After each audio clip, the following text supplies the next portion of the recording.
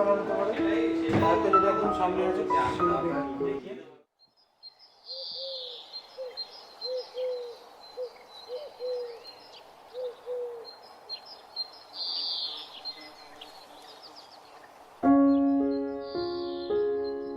নমস্কার বন্ধুরা, তুলিস ওয়ার্ল্ডের আরও একটি ভিডিওতে তোমাদের সবাইকে স্বাগত।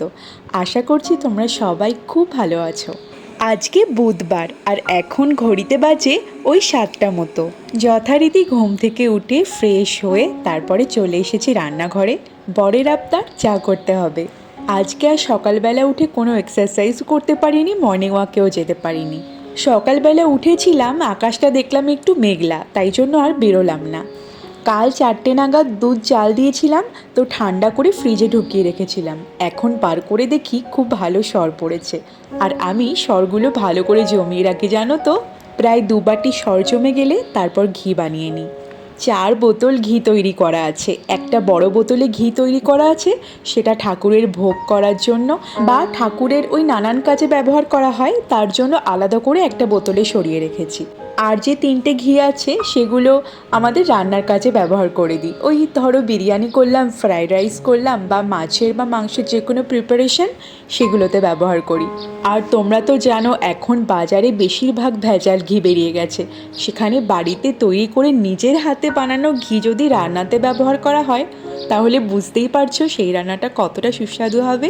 আমি তো প্রত্যেকবার এরকমভাবে সর জমাই আর ঘি বানিয়ে নিই। আচ্ছা, আমার চ্যানেলে কিন্তু এই ঘিয়ের রেসিপিটাও দেওয়া আছে, তোমরা চাইলে দেখে নিতে পারো। আমি লিঙ্কটাও ডিসক্রিপশন বক্সে দিয়ে দেবো, কেমন? তো রান্নাঘরে ঢুকেই গ্যাসটা প্রথমে পরিষ্কার করে নিলাম। এমনি পরিষ্কার করাই থাকে, কিন্তু রাত্রেবেলা কালকে মা রুটি খেয়েছে, তারপরে আর পরিষ্কার করা হয়নি। আমি তো ঘুমিয়ে গেছিলাম। আর আমি আরও অনেক সন্ধে থাকতে থাকতেই ডিনার করে নিই। ওই ধরো 7টা থেকে 7:30টার মধ্যে আমাদের ডিনার কমপ্লিট হয়ে যায়। কিন্তু মা বাবা খায় অনেক পরে, ওই 9:30 10টা নাগাদ। তো মা যেহেতু রুটি খেয়েছিল, রুটি খেয়ে আর না গ্যাসটা মনে হয় পরিষ্কার করেনি। সকালবেলা চা করতে এসে দেখি গ্যাসটা খানিকটা অপরিষ্কার হয়ে রয়েছে, ওই জন্য পরিষ্কার করে নিলাম। আর এখন চা বানিয়ে নিচ্ছি। রিসেন্ট আমি এই চায়ের প্যাকেটটা অনলাইন পারচেস করি। খুব সুন্দর, কিন্তু এত ফ্লেভারফুল চা আমি আগে কখনো খাইনি। অবশ্যই এটা দুধ চা, আর এটার স্পেশাল কোয়ালিটি কি জানো? এর মধ্যে কেশর দেওয়া রয়েছে। আর কেশর আমাদের শরীরের পক্ষে কিন্তু খুব উপকারী। আর এটা এতটাই ফ্লেভারফুল, তোমরা না খেলে বুঝতে পারবে না। আমি লিঙ্কটা ডেসক্রিপশন বক্সে দিয়ে দেবো, তোমরা চাইলে ওখান থেকে পারচেস করে কিনতে পারো। এটা দিয়ে র চাও হয়, তবে দুধ চা এই চা দিয়ে খুব ভালো হয়। আগেই বলে রাখছি, আমি কিন্তু প্রমোশন করছি না, আমার পার্সোনালি খুব ভালো লেগেছে বলেই ভাবলাম তোমাদের সাথে শেয়ার করি। তোমরা যারা আমার মতো চা প্রেমী, তারা এই চাটা ট্রাই করতে পারো। চলো, বাবা মাকে তো চা দিয়ে দিলাম, এবার দুজনে মিলে সকালের চাটাকে এনজয় করি। প্রায় প্রত্যেক দিনই সকালবেলা দুধ চা খাওয়া হয়ে যাচ্ছে, যেটা শরীরের পক্ষে একদম ভালো না। তোমরা তো জানো যে সকালবেলা এমনিও খালি পেটে চা খাওয়া ভালো না, তার উপর খাচ্ছি দুধ চা। কি বলো তো, ও কিন্তু র চাই করতে বলে।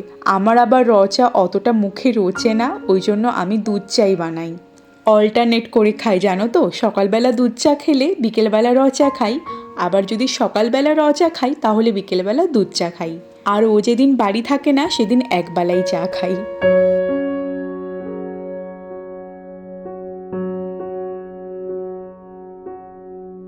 চা খেয়ে গেছিলাম ছাদে, সঙ্গে সঙ্গে বাবার ডাক, দেখ দেখ টাইলস এসেছে। তোমরা তো জানো যে ওপরে আমাদের নতুন ঘর হচ্ছে, আর নতুন ঘরে আমরা টাইলস লাগিয়েছি। প্রথমে ঠিক হয়েছিল যে ওপরে পাথর লাগাবো, মানে আমি বায়না করেছিলাম যে ওপরে পাথর লাগাও, কারণ নিচে যেহেতু টাইলস লাগানো আছে। আমার শ্বশুরবাড়িতে সারা বাড়িতেই পাথর লাগানো আছে, তো ওই জন্য আমি একটু বায়না করেছিলাম যে এখানে অন্তত ওপরের ঘরগুলোতে পাথর লাগানো হোক। সেই শুনে আমার বাবা আর তোমাদের দাদা দুজনেই বলল পাথর লাগালে মেনটেনটা বেশি করতে হয়, আর টাইলসে অতটা মেনটেন লাগে না। ওই জন্য সম্মিলিতভাবে ঠিক হলো যে ঠিক আছে, ওপরে টাইলসই লাগানো হোক।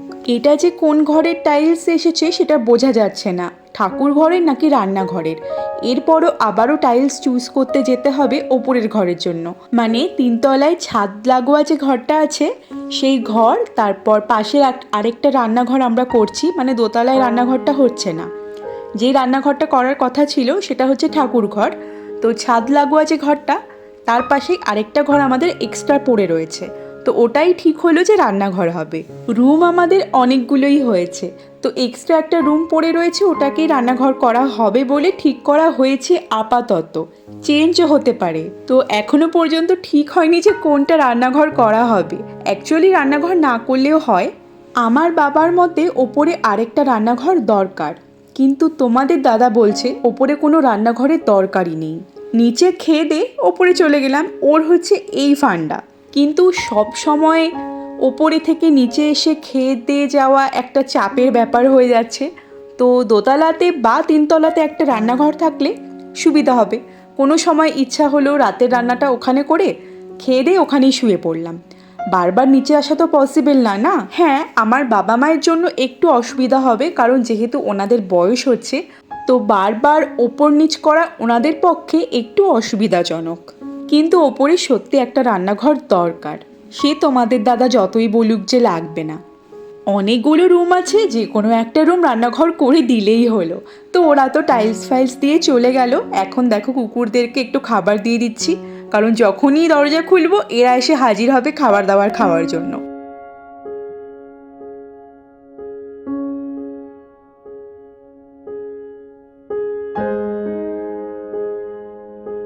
চলো এবার তোমাদের সাথে কথা বলতে বলতে দুপুরে রান্নাটা সেরে নিই। আজকে রান্নাতে বেশি কিছু করার নেই, ওই একটা মাছের ঝোল, চিচিঙ্গা ভাজা আর শাক ভাজা করব ভাবছি। ফ্রিজে মাছ থাকলে এই একটা সুবিধা হয়, একটা মাছের ঝোল নেমে গেলে তারপর একটা ভাজা করলে আর কোনো কিছু লাগে না। প্রথমে ঠিক ছিল যে মাছের ঝোল আর শাক ভাজা করব, তারপর দেখলাম ফ্রিজে 4খানা চিচিঙ্গা রয়েছে, কালকে 1খানা খাওয়া হয়েছে, এবারে যদি শেষ না করি তো ফ্রিজে থাকতে থাকতেই শুকিয়ে যাবে।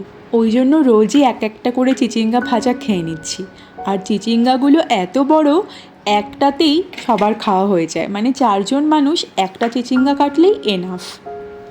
এই চপিং বোর্ডটা রিসেন্ট অ্যামাজন থেকে কিনেছি, ভালো হয়েছে না?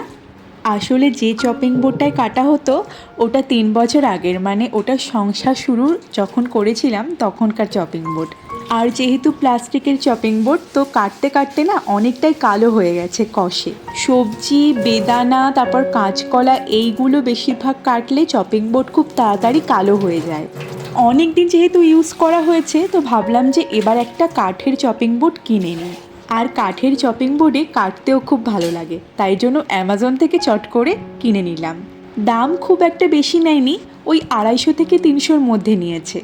আমাদের এখানে শপিং মলগুলোতেও কিন্তু পাওয়া যায়, কিন্তু কি বলো তো, ঠাকুরের ওই ফল কাটার জন্য ওই শপিং মল থেকে একটা চপিং বোর্ড কিনে এনেছিলাম, কিন্তু দেখছি যে কিছুদিন যাওয়ার পরে ওই চপিং বোর্ডটার ওপরে শ্যাওলা শ্যাওলা পড়েছে, মানে একদম কাঁচা কাঠের তৈরি, যার জন্য ওই শ্যাওলা মতন জমছে।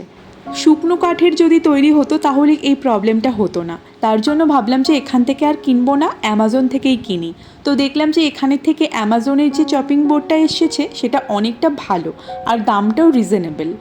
আমার বেশিরভাগ কিচেনের যে জিনিসপত্র বলো, তারপর ঘর সাজানোর জিনিসপত্র বলো, সব কিছুই অ্যামাজন থেকে। কম দামে অনেক ভালো ভালো জিনিস পাওয়া যায়। কিন্তু তোমরা কোথা থেকে শপিং করো? স্ন্যাপডিল, অ্যামাজন নাকি ফ্লিপকার্ট? আমাকে জানিও কিন্তু কমেন্টে।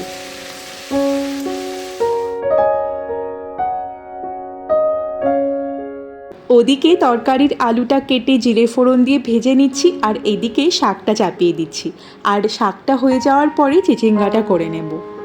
এই মাছের ঝোলটা করতে খুব বেশি সময় লাগে না, একদম সিম্পল। আর তোমরা আমার ভিডিও যারা রেগুলার দেখো তারা অবশ্যই জানো যে আমি এইরকমভাবেই ঝোল করতে বেশি পছন্দ করি। মশলা টশলা দিয়ে খুব একটা আমাদের বাড়িতে হয় না। আর এরকমভাবে মাছের ঝোল করলে এত টেস্টি লাগে, পাতলা পাতলা ঝোল পেটের পক্ষেও ভালো।